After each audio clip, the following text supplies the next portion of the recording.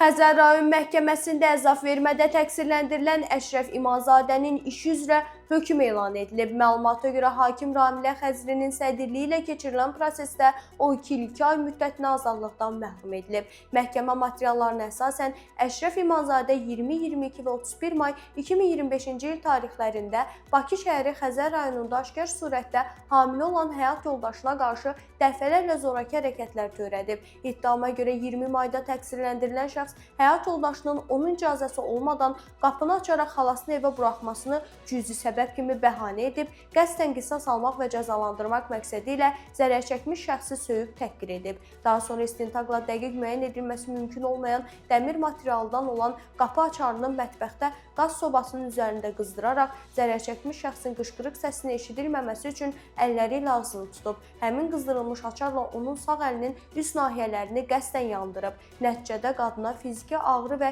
psixi istirablar yetirilib. Sağ əlin arxa səthində 2-ci dərəcəli termik yanıq xəsarəti əmələ gəlib və sağlamlığın qısa müddətə pozulmasına səbəb olub.